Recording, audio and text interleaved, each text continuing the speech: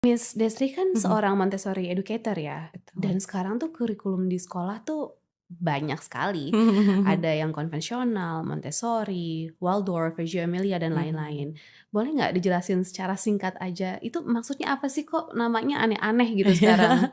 Iya, kalau dari luar biasanya diambil dari nama kota yang Ah hah, memang pendidikan tersebut berasal dari situ. Ada juga yang dari pencetusnya salah satunya kan Montessori. Montessori itu kan dari Dokter Maria Montessori dari Italia gitu ya.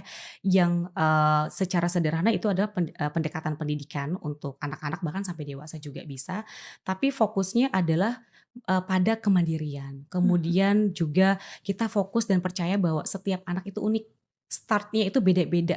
Jadi nggak bisa satu materi diberikan kalau di sekolah ya, satu Mhm, materi diberikan dan sama semua anak tahapannya sama gitu ya. mhm. Kalau anak bisa ngitung si A sampai 5, yang lain juga harus bisa sampai 5. Nah, kalau di Montessori tidak seperti itu. Mmm. Kita percaya setiap anak itu unik. Jadi ada yang cepat, ada yang mungkin butuh proses lebih lama, kita hargai itu prosesnya.